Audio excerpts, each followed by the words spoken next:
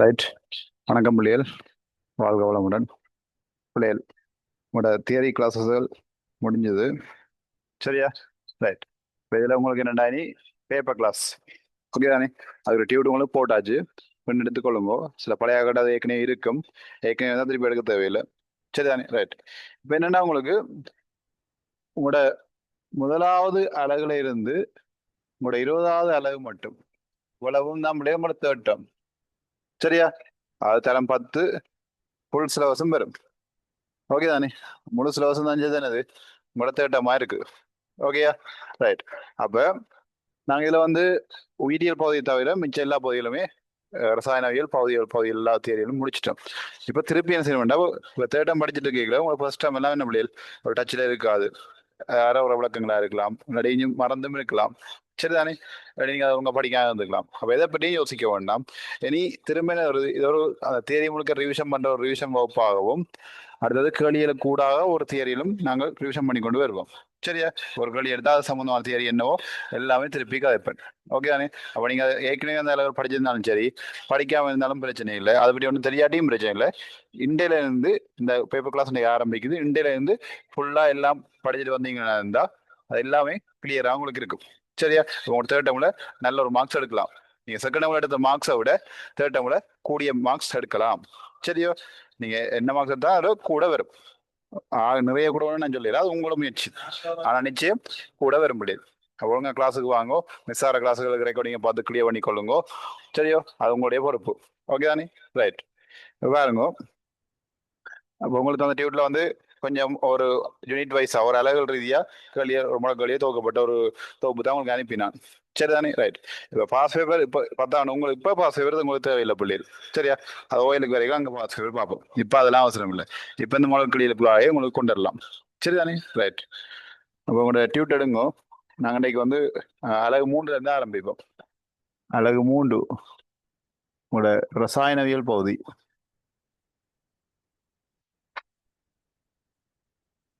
சடப்பொருட்கள் என்ன, ரைட்?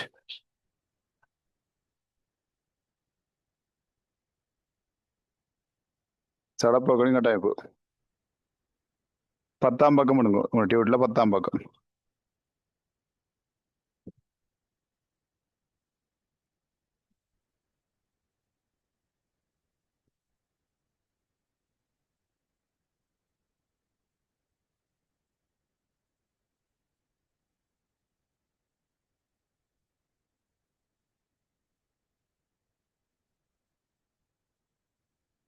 சரியா? 10ஆம் பக்கம் எடுத்துட்டீங்களோ?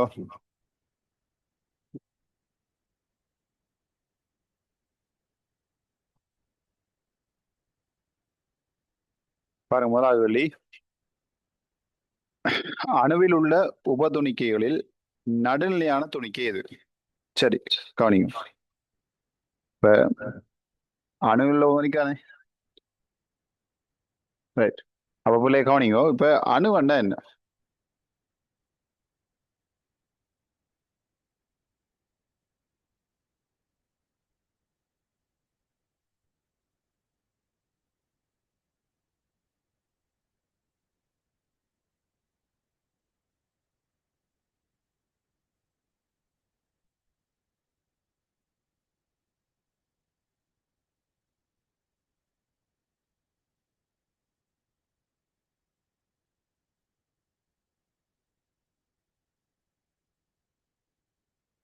சரியா?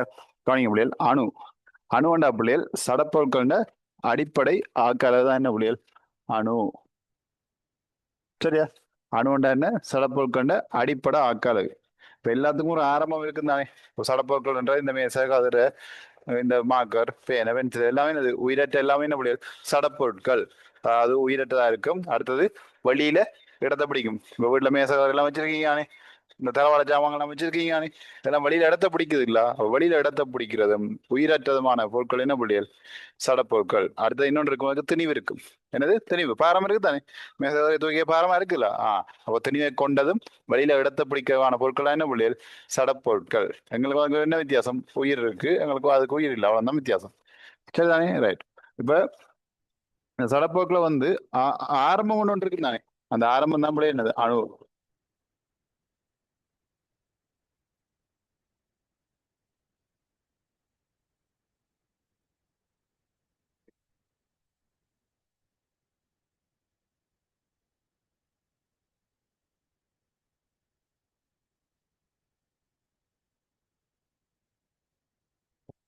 செக். ரைட். இப்போ சின்ன சின்ன வட்டி கொண்டு போய்க்க முடியல, ஒரு கட்டத்துக்கு மேல அதை பிரிக்க முடியாத அளவுக்கு போக முடியாது. அதாவது சடப்போக்குல மேலும் பிரிக்க முடியாத துணிக்கை அல்ல சடப்போக்கு கொண்ட அடிப்படை துணிக்கை அல்ல சடப்போக்கு கொண்ட அடிப்படை ஆக்க அலகு, இதைத்தான் சொல்லுவோம் என்னது, அணு என்று சொல்லுவோம். என்னது, அணு என்று சொல்லுவோம். சரியா? இந்த அணுவுக்கு வந்து புள்ளியல் 3 உபதுணிக்கைகள் இருக்கு. சரியா? இந்த அணுவுக்கு வந்து 3 உபதுணிக்கைகள். என்னது, உப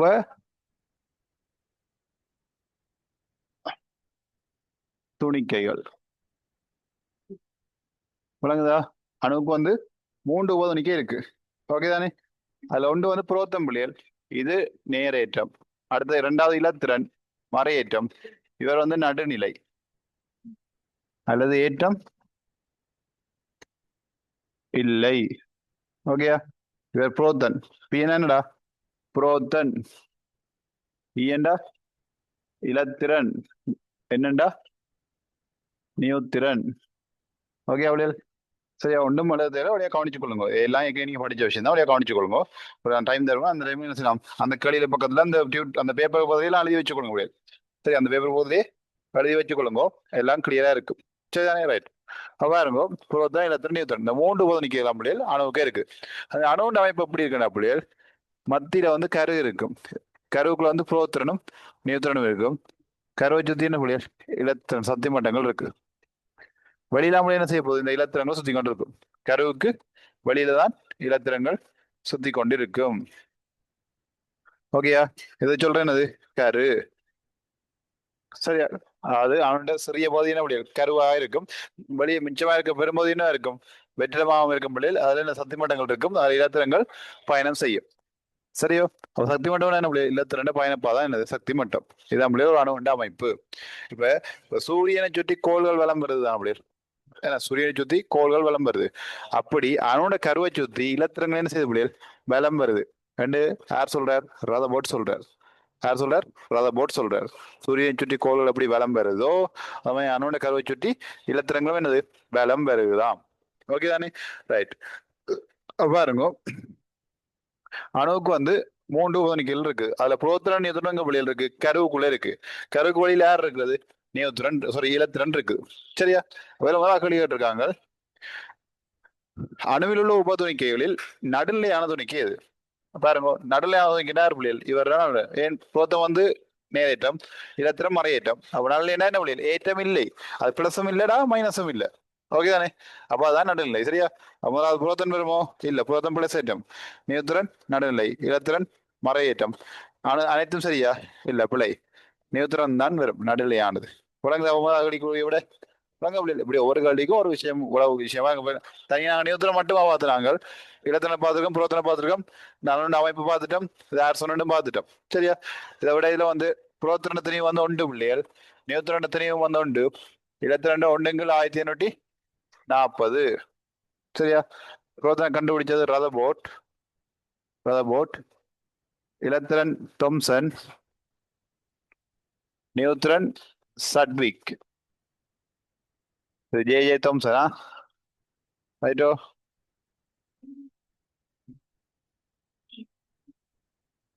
ஓகே அப்படியே. சரியா? பாருங்க, புரோத்தன் பேர், அடுத்து அதன் ஏற்றம், தெளிவு, கண்டுபிடிச்சார்கள். கண்டுபிடிச்சார்களே நோட் பண்ணி வச்சுக்கொள்ளுங்க. இது உங்களுக்கு முதல் சிலபஸ்ல இருந்தது, தெரிஞ்சு வச்சுக்கொள்ளுங்க, ஒரு மேலயமா தெரிஞ்சு கொள்ளுங்க. சரியா அப்படியே? ஓகே, முதலாளிக்கு வந்து நியூத்திரன் நல்லையா இருக்கும். ஓகே ரைட், நோட் பண்ணிக்கொள்ளுங்க. தேவையான விஷயங்களை நோட் பண்ணிக்கொள்ளுங்க. இது அப்படியே ஷோர்ட் நோட்ஸ், ரெண்டாவது காப்பி எடுத்து ஷோர்ட் நோட்ஸ் எடுத்து வச்சாலும் ஓகே. ரைட்.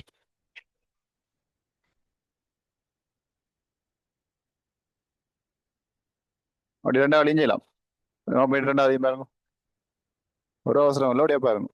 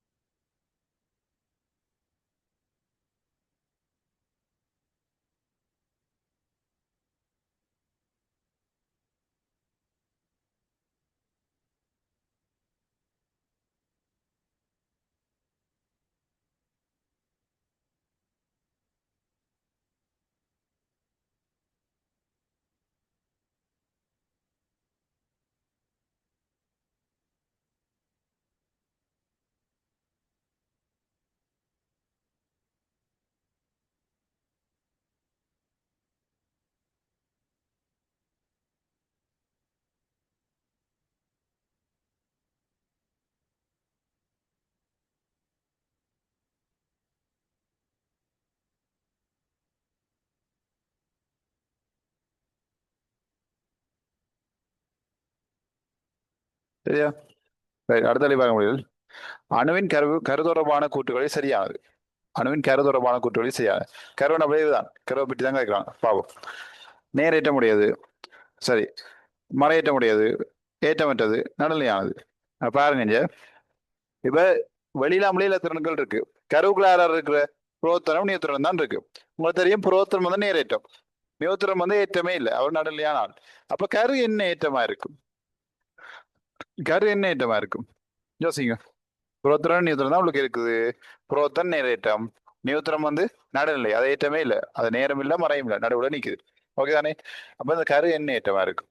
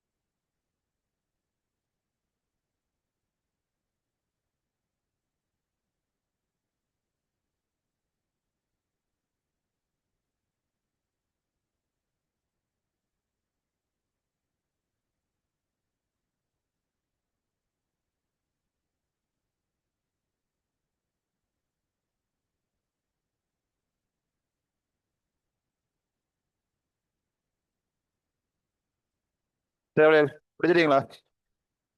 இந்த கருவுக்குள்ள இந்த வட்டத்துக்குள்ள புரோத்தன நியூத்திரன் இருக்குடா. புரோத்தம் வந்து நேரேற்றம், நியூத்திரம் வந்து நடுநிலையானது. அப்ப அந்த கரு என்ன ஏற்றமா இருக்கும்? என்ன ஏற்றத்தை வழிகாட்டும்? கருவுனா ரெண்டும் சேர்ந்தா பிள்ளைகள், அது வந்து என்னது? ஏற்றம் இல்லாதால். சரியோ, புரோத்தம் வந்து நேரம், நேரட்டம் தானே. அப்ப கரு என்ன ஏற்றமா இருக்கும்? அதுவும் நேரட்டமா தான் இருக்கும். சரியா? ஏன்னா இப்ப இந்த கருவுக்குள்ள இருக்காக வழியில வழிகாட்ட போறாங்க. சரியா? அப்ப இப்ப நியூத்திரம் வந்து சரி, இந்த புரோத்தன நியூத்திரம் நீங்க லைட் மாதிரி நினைச்சுக்கொள்ளுங்க. லைட் மாதிரி நினைச்சுக்கொள்ளுங்க. புரோத்தனம் ஒரு லைட் தான், நியூத்திரம் ஒரு லைட் தான். நியூத்திரன் லைட் வந்து எரியல. சரியா? நியூத்திரன் லைட் எரியல, புரோத்தன லைட் எரியுது. அப்ப அவங்க கேட்கிறாங்க, இந்த வட்டத்துல இப்ப என்ன வெளிச்சம் தெரியும், எது எரியுதுன்னு கேட்டா என்ன சொல்லுவீங்க? புரோத்தம் தான் சொல்லுவீங்க. ஏன்னா அதான் தெரியுது. அத மாதிரி ஏறத்தை காட்டுறாரு முடியாது. புரோத்தம் தான் ஏறத்தை காட்டும். சரியா? நியூத்திரன் காட்டாது, ஏன்னா அது நடல, அப்ப ஏற்றமே இல்லை. அப்ப புரோத்திரன் ஏற்றனுடைய கருவும் வந்து என்னது? நேரேற்றம். ஓகேயா? புரோத்திரன் நேரனுடைய கருவும் வந்து என்ன முடியாது? நேரேற்றம். ஓகே தானே? ரைட். விடுங்க. அப்ப நேரேற்ற முடியாது, முதலாவது விடை. இரண்டாவது வழிக்கு முதலாவது விடை. இரண்டாவது வழிக்கு முதலாவது விடை.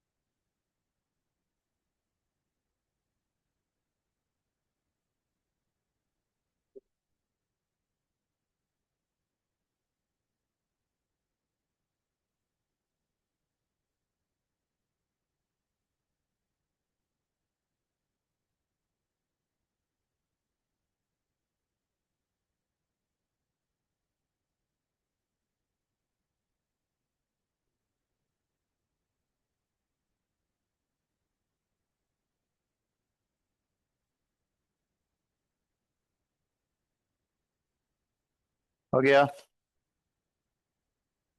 ரைட். அடுத்தது மூண்டாளி வாங்க முடியாது. மூண்டாளி.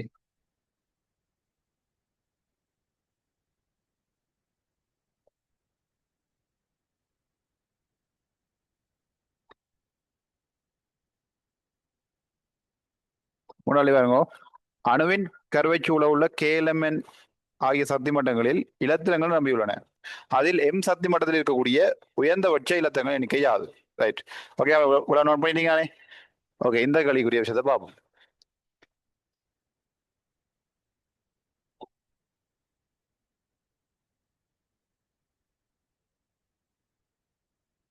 அப்படியே கவனிங்கோ.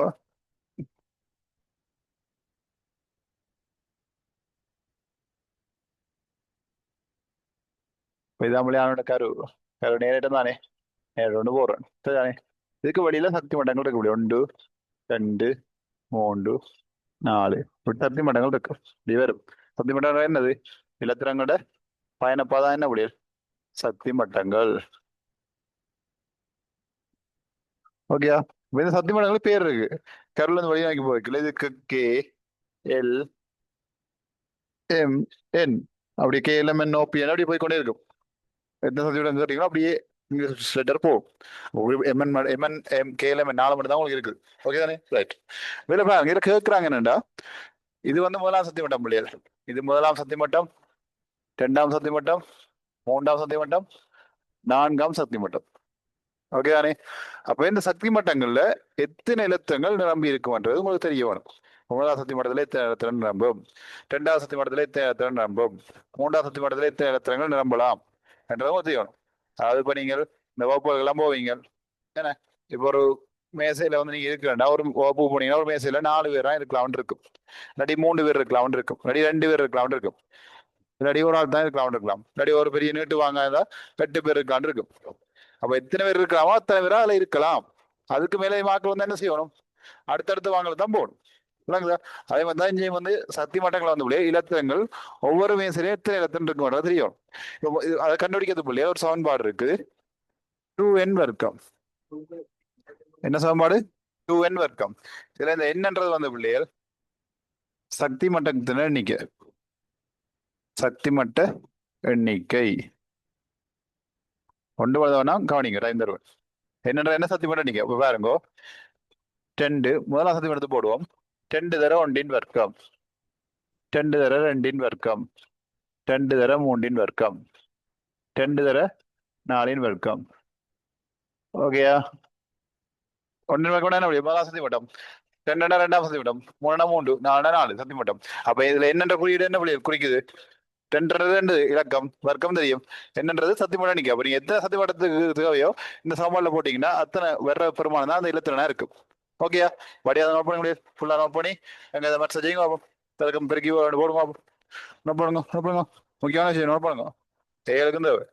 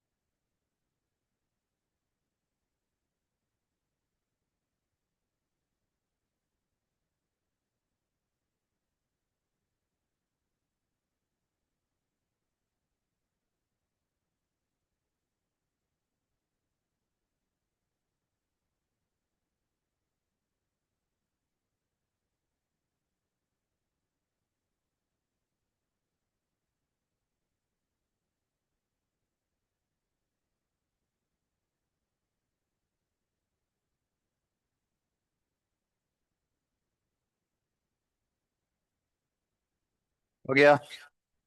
ഒന്നിനൊക്കെ ഒന്നിന് വെക്കണ്ട ഒന്ന് തരണ്ട് തന്നെ ഉണ്ട്. അപ്പൊ ഈ രണ്ട് രണ്ട് രണ്ടവർക്കം 4 ഇന്നാங்க 8 மூண்டவர்க்கம் மும்மூண்டு 9 இருமுண்டு 29 18 நாலவர்க்கம் எவ்வளவு 16 அப்ப 26 32 விளங்குதா? அப்ப பாருங்க முதலாவது சத்தி மட்டத்தில் எத்தனை நம்பலாம்? 2. முதலாவது எத்தனை? 2 2 இலத்திரங்கள். ரெண்டாவதுல 8 இலத்திரன். மூன்றாவதுல 18 இலத்திரன். நாலாவதுல 32 இலத்திரங்கள் நம்பலாம். விளங்குதா? அவ கவனிங்க பிள்ளைகள், இந்த சத்தி மட்டங்களை நீங்க உங்களோட வகுப்புல இருக்கிற மேசையெல்லாம் வச்சுக்கொள்ளுங்க. விளங்குதா? முதலாவது மேசையில 2 பேரா இருக்கலாம். இந்த மேசையை வளைஞ்சு வளைஞ்சு வந்து வைப்போம். நேரா தான் இருக்கிற வளமையா, நீங்க வளைஞ்சு அரைவட்டத்துல இருக்கன்னு பாருங்க. முதலாவது 2 பேரா இருக்கலாம்டா, 2 பேரா இருக்கலாம். அடுத்த 2 பேருக்கு மேல அதிகமாக ஆக்கள் இருந்தா என்ன செய்யணும்? அடுத்த மேசை தான் போகணும். பிறகு இல்ல சார் வகுப்பு தான் நாங்க அட்ஜஸ்ட் பண்ணி இருப்போம், ஏறி மடியில இருப்போம், அதெல்லாம் இருக்கக்கூடாது. சரிதானே? 2 2 தான். 2 குறைய ஒரு ஆள் இருக்கலாம், அது பிரச்சனை இல்லை, கூட இருக்கலாம். அப்போ முதலாம் சந்தி படம் என்ன செய்யும்? அடுத்த 2ஆம் சந்தி படத்துக்கு போகும், 2ஆவது மேசை போகும். அங்கே 8 பேரா இருக்கலாம். 8 பேருக்கு மேலே வாக்கள் இருந்தா அடுத்த 3ஆவது மேசை தான் போடும். அங்க 18 பேர் இருக்கலாம், அங்கேயும் நிரம்பி ஆக்கள் இடம் இல்லாட்டி செய்யணும், அடுத்தது தான் போகலாம். இப்படி அடுத்தடுத்தது தான் போய்கொண்டே இருக்க முடியும். சரிதானே? அப்ப எங்களுக்கு ஒவ்வொரு சக்தி மடத்துல நம்முடைய உச்ச இலத்திர எண்ணிக்கை காண்றதுக்கு இந்த சமன்பாடு பாவிக்க தெரிய வேணும். சரிதானே? அப்ப இதுல கேட்ட கேள்வி வந்து உங்கள்ட்ட வந்து எம் சக்தி மடத்துல இருக்கக்கூடிய உச்ச இலத்திர எண்ணிக்கை. அப்ப எம் என்னது பிள்ளையர்? KLM 3ஆம் சக்தி மடம் எவ்வளவு? 18. 18 விளங்குதா? இதுல எம்ம கேட்டிருக்காங்க. இதே வேற கேள்வி மாதிரி இல்ல கேட்கலாம், கே கேட்கலாம், என்ன கேட்கலாம். சரியா? எதையும் கேட்கலாம். சரி, உதாரணம் சும்மா அப்படி கேட்போம். 12ஆம் சக்தி மட்டம் எத்தனை இடத்துல இருக்கு? 12ஆம் சக்தி மட்டம் எத்தனை இருக்கு? சாப்பாடு தானே. 2 தர என் வர்க்கம் 12 வர்க்கம் சமன் எவ்வளவு? அவ 2 தர 12 வர்க்கம் எவ்வளவு? 144. சரியா? அப்ப விட்டீங்கன்னா 282 வரும். இப்படி இல்ல, கணிச்சு பார்த்தா இவ்வளவு வரணும். அவ்வளவுக்குலாம் இலத்திரங்கள் இல்ல, அவ்வளவுக்கு மூலங்களும் உங்களுக்கு இல்ல. 118 118 மூலத்துக்கு தான் இருக்கு. அதுக்கு எப்படி இல்ல, சும்மா கேட்கலாம், களி கேட்டா கண்டுபிடிக்கலாம். அப்படி ஒன்றும் இல்லை, இதான் சமன்பாடு. சமன்பாடு அப்படின்னா சரி பிள்ளைகள், அந்த ஆன்சர் வரும். சரிதானே? சமன்பாடு முக்கியம். நோட் பண்ணுங்க. ஓகேயா? KLM போகணும். முதலாம் சக்தி மட்டம், 2ஆம் சக்தி மட்டம், 3ஆம் சக்தி மட்டம், 4ஆம் சக்தி மட்டங்கள். சக்தி மட்டங்கள் என்ன பிள்ளைகள்? இலத்திரன்களின் பயணப்பாதை. சரியாட்டி நோட் பண்ணி வைங்க. இலத்திரன்களின் பயணப்பாதை சக்தி மட்டம். என்னது? சக்தி மட்டம். இலத்திரங்களின் பயணப்பாதை சக்தி மட்டம் அல்லது சக்தி படி அல்லது ஓடு அல்லது ஒழுக்கு அல்லது மண்டிலங்கள். ஓகேயா? 1 2 3 4 5 பேர் இருக்கு. இதெல்லாம் ஓடுகளுடைய மறுபேர். இன்னொன்று இருக்குது, 6வது ஓபிட்டல். இங்கிலீஷ்ல ஓபிட்டல் சொல்ற அப்படியே. ஓகேயா? சக்தி மட்டம், சக்தி படி, ஓடு, ஒழுக்கு, ஓபிட்டல், மண்டிலங்கள். சரிதானே? எல்லாம் நோட் பண்ணுங்க. எல்லா விஷயம் தான், எல்லாம் கைக்கு எல்லா விஷயம் நோட் பண்ண எல்லாம் நோட் பண்ணுங்க. இதை வச்சுதான் கேள்வி வைப்பாங்க. சக்தி மண்டபம்னு சொல்றானா, இல்ல ஓடுன்னு சொல்றானா, ஒழுக்கன்னு சொல்றாங்களா, கேள்வியில எந்த வசனத்தை பாய்பாடுதியா? சரியா? சரியா? அப்ப எந்த பேர் பெருமட்டு தெரியா பிள்ளைகள்? Okay,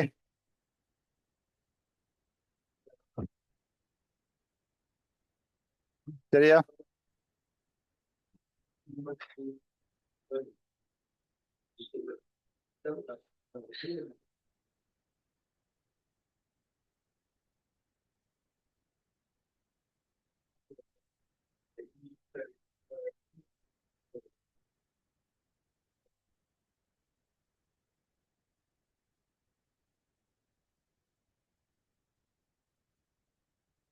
right.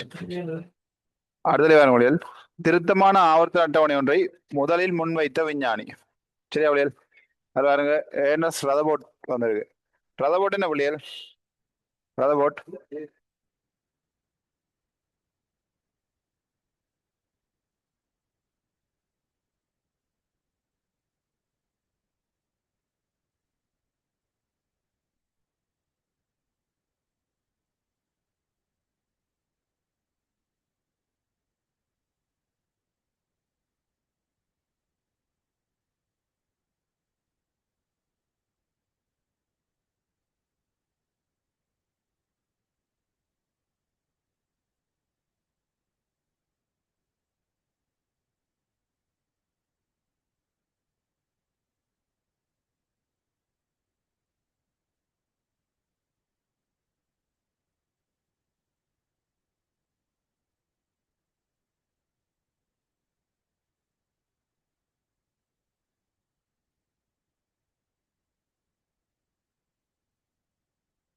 ஓகே, அப்ப ரத போட்டு பாருங்க புள்ளியல். ரத போட்டு என்ன, ரத போட்டு பற்றி உங்களுக்கு என்ன தெரியும்? சரியா, இப்ப ரத போட் பாருங்க புள்ளியல், அணுண்ட கோள மாதிரி இருக்கும். சரியா, இதுல பேர் வந்தே சொல்றேன், நான் அப்படி வச்சுக்கணும், தெரிஞ்சிருக்கணும். என்ன ரத போட், அணு பற்றிய கோளக மாதிரி இருக்கும் முன் வச்சவர். சரிதானே, சூரியனை சுற்றி கோள்கள் வலம் பெறது போல அணுண்ட கருவை சுற்றி இலத்திரங்கள் என்ன செய்யுது, பலம் பெறுகிறது என்று சொன்னவர். சரியா, அது ரத போட். அடுத்தவங்க திமித்ரி மெண்டலீவ், அவர் தான் பிள்ளைய ஆபத்து அட்டவணையை முன் வச்சது. திமித்ரி மெண்டலீவ் ஆபத்து அட்டவணையை முன் வச்சது அவர் தான். அடுத்து பாருங்க ஜோன் தாட்டன், அதை நோட் பண்ணி வச்சுக்கோங்க. ஜோன் தாட்டன்றது கூர்ப்பு கொள்கையை வெளியிட்டவர். நோட் பண்ணி வைங்க, அது இல்லை உங்களுக்கு. கூர்ப்பு கொள்கையை வெளியிட்டவர் தான் ஜோன் தாட்டன். சரியா, இது உயிரியல். குரங்கு இந்த மனுஷன் வந்ததானே, நாங்கள் வந்திருக்கோம் இல்லையா, ரைட், அதான் கூர்ப்பு கொள்கை, மனிதன கூர்ப்பு. கூர்ப்பன பிள்ளைகள் அந்த பரிணாமம். இப்போ குரங்கு வந்து நாங்கள் வந்து கூட விளங்க தானே ஆகணும். இப்போ என்ன குரங்கு மாதிரி தாவி கொண்டு நினைக்கிறோம், இல்லை தானே, இல்லை தானே, ரைட். அப்டேட், அதாவது அப்டேட் நான் உங்களுக்கு இன்னும் விஷயம் சொல்றேன், அப்டேட், அப்டேட் ஆகுறது, அதான் கூர்ப்படைகிறது. Okay, right. அடுத்த கிரேகரி மெண்டல். கிரேகரி மெண்டல் வந்து தலைமுறை உரிமை, 20ஆம் தலைமுறை தலைமுறை உரிமை, பாரம்பரியத்தின் தந்தை.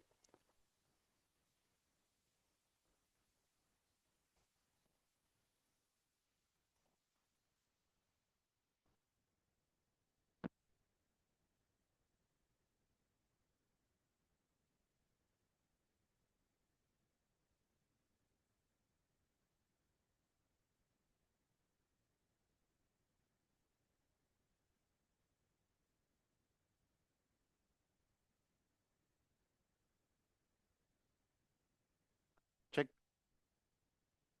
செக் செக்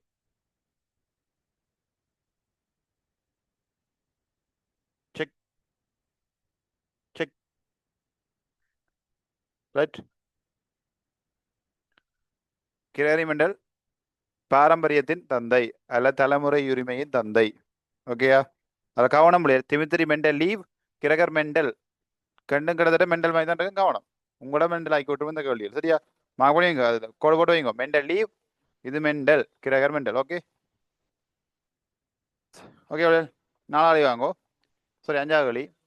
Ca2+ இன் இலத்திரன் எண்ணிக்கைக்கு சமமான இலத்திரன் எண்ணிக்கையை கொண்ட மூலகம் அல்லது அயன் அல்லாது.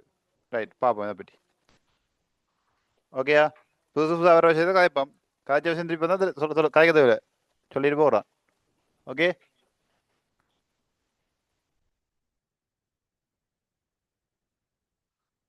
இந்த களி செய்யறதுக்கு உங்களுக்கு இலத்திரன் நிலையப்போல் தெரியும் பிள்ளைகள்.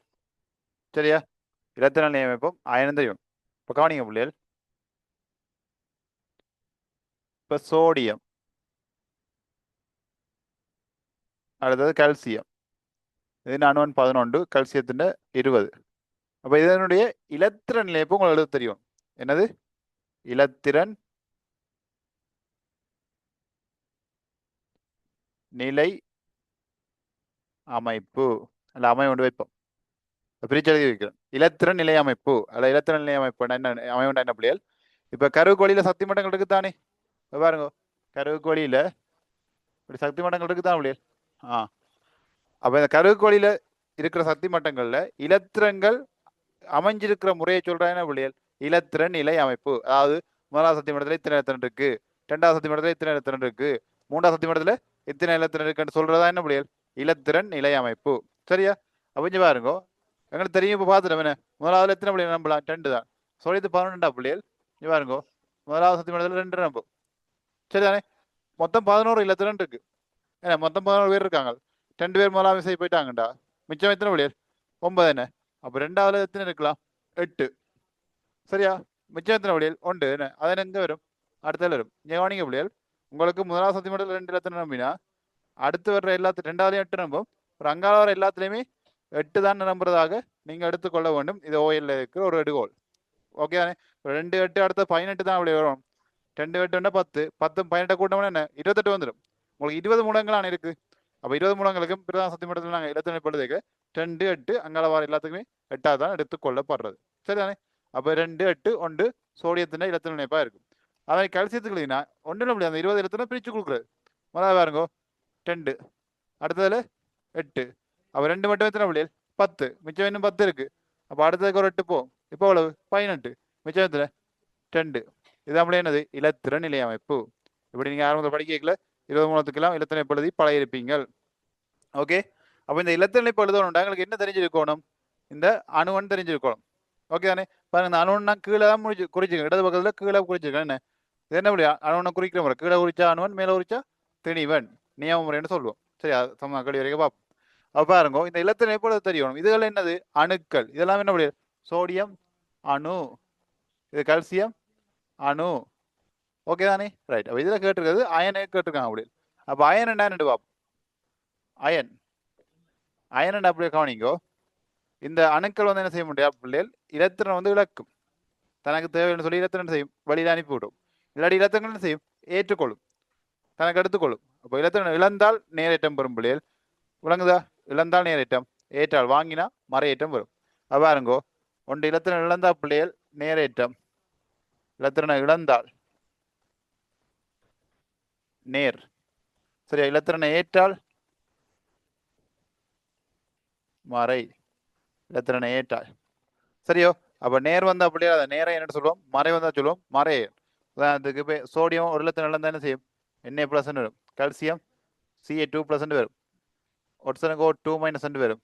Cl- வரும். சொல்ல விளங்குதா? அப்ப இலத்திரனை இழந்தால் அந்த அணு வந்து என்ன செய்யும்? நேரேற்றத்தை பெறும். அப்ப ஒரு இலத்திரன் இழந்தா ஒரு பிளஸ், 2 இலத்திரன் இழந்தா 2+. தெரிஞ்சு பாருங்க, இறுதியோட்ல பிள்ளைகள் கவனிங்கோ. இறுதியோட்ல 1 2 3 இந்த எண்ணிக்கையில இலத்திரன் இருந்தா அது இழக்கப்படும். இறுதியோட கடைசி நீங்க இலத்திரன் எழுதுறீங்க, இறுதியோட்ல வந்து 1 அல்ல 2 3 இந்த எண்ணிக்கை இலத்திரன் இறுதியோட்ல இருந்தா இலத்திரன் என்ன செய்யும்? இழக்கப்படும்.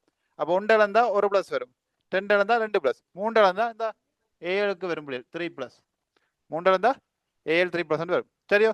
அதே மாதிரி 5 6 7 இந்த எண்ணிக்கையில இலத்திரன் இருந்தா அவங்க இலத்திரங்களை என்ன செய்யும்? பெற்றுக்கொள்ளும்.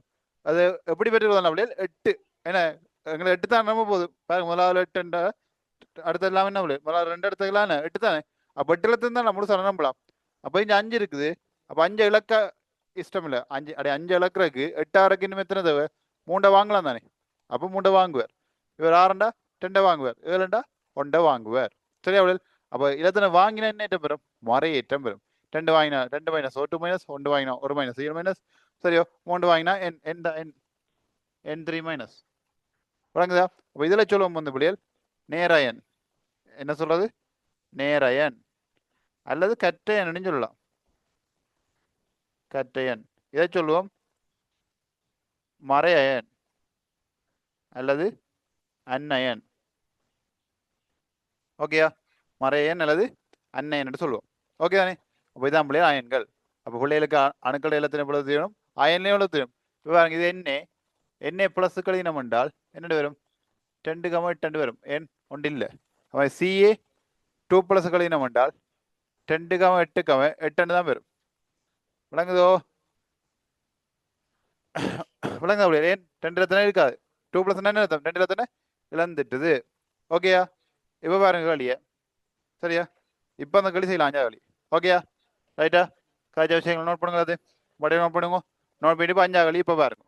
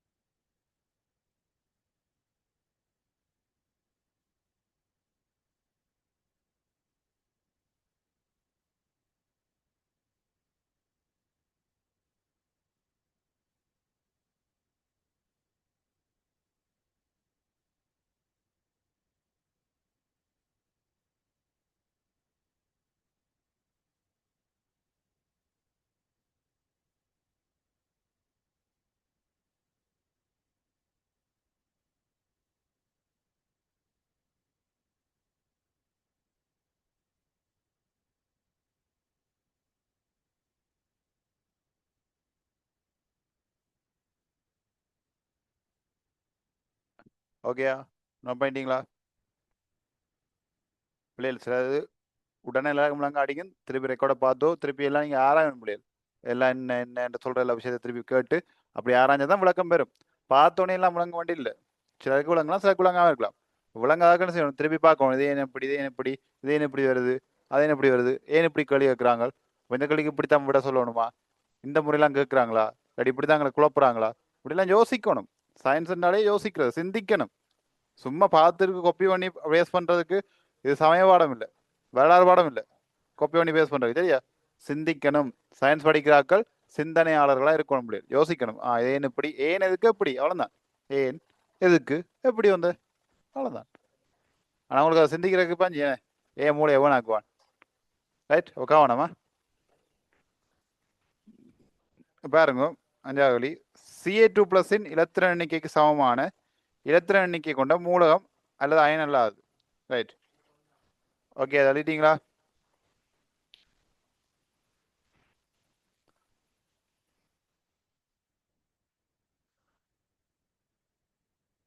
நீங்க இதில் பக்கத்துல எழுதிக்கொள்ளுங்க.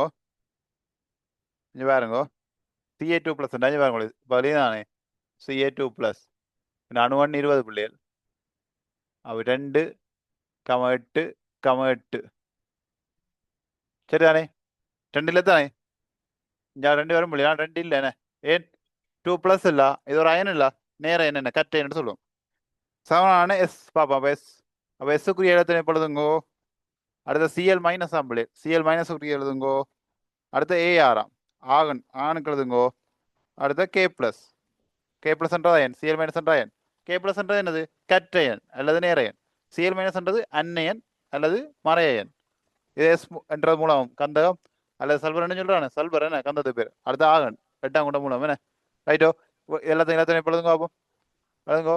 கந்தத்துக்கு 16 அணுவன், குளோரினுக்கு 17, ஆணுக்கு 18, பொட்டாசியத்துக்கு 19. ரைட், எல்லாத்தையும் எப்பொழுதுங்கோ ஆகும். எல்லாத்தையும் எப்பொழுதுங்கோ எழுதி போட்டு வார இலத்திரப்பு இவரோட யாருக்கு சம்பந்தம் என்னன்னு கேட்டுருக்காங்க. அந்த கேள்வியில மார்க் பண்ணுங்க பிள்ளைகள். அயன் அல்லாதுன்னு கேட்டுருக்காங்க. அந்த முடிவுல மார்க் பண்ணி பழகுங்க சரியா? கேள்வியில முடிவுல மார்க் பண்ணி பழங்க. அல்லாதுன்றா பிள்ளைகள் பிள்ளையான வீட்டு தான் கேட்குறாங்க. ஓகே, மார்க் பண்ணுங்க. எல்லாத்தையும் எழுதுங்கிறாது. கந்தத்தின் 16 2,8,6. குளோயினுக்கு பாருங்க 2,8,7 வரப்போகுது பிள்ளைகள். ஆனா இங்க மைனஸ் என்ன பிள்ளையா தெரிஞ்சு பாருங்க. மைனஸ் கவனிங்க. மைனஸ் என்ன அர்த்தம்?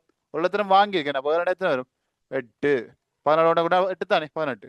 ஆணுக்கு பாருங்க 2,8,8. எல்லாத்தையும் பழகிட்டீங்கன்னா வந்துடும். கட்டாயம் போல வேணுமா? K+, 19 2,8,8 இல்லை ப்ளஸ் தான் பிள்ளைகள். ப்ளஸ் என்ன அர்த்தம்? உள்ளத்தின இழந்திருக்கு. அப்போ 19 ஒன்று போனா அவ்வளோ பிள்ளைகள் 18. அப்போ இதுவும் 18, இதுவும் 18, இதுவும் 18. பாருங்கோ பாருங்கோ, இது 2 8 இருக்கு. இதுக்கு பொருத்தம் இல்லாத எது பிள்ளைகள்? எது பொருத்தம் இல்லாது? பாருங்க, இது 2 சமனா இருக்கா? பாருங்க சரியா? சமனா இருக்கு. இது 2 8 6 வருது. விளங்குதா? இது 2 8 6 வருது பிள்ளைகள். விளங்குதோ? மற்ற இதெல்லாம் சரி. இது அதுக்கு பொருத்தம் பொருத்தம் பொருத்தம். அப்போ பொருத்தம் இல்லாத நான் கேட்டிருக்காங்க. எது பிள்ளை விட கந்த நம்மிட முதலாவது விடை சரியா? முதலாவது விடை. ஓகே அப்படியே 5 கேள்வி பார்த்துருக்கு. 5 கேள்வி பார்த்துன்னு பார்க்காதீங்க. அதுக்குரிய எல்லா விஷயமும் கதைச்சிருக்கோம். அப்படி ஒவ்வொரு களியிலும் வேற வேற வேற அதுக்குரிய இது எல்லாமே திரும்ப திரும்ப விளங்கப்படுத்தின்னு வருவேன். ஃபுல்லாக எல்லாம் பார்த்தீங்கன்னா எல்லாம் கிளியர் ஆகும். அதுதான் டவுட் வேண்டாம், எனக்கு பர்சனலாக மெசேஜ் பண்ணுங்க என்ன டவுட் உண்டு. இவ்வளோ தான் உங்களுக்கு இப்படி படிச்சு வந்தீங்கன்னா எல்லா படம் கிளியர் ஆகி வந்துடும் சரியா? ஓகே விளையால் நன்றி, வணக்கம், வாழ்க வளமுடன்.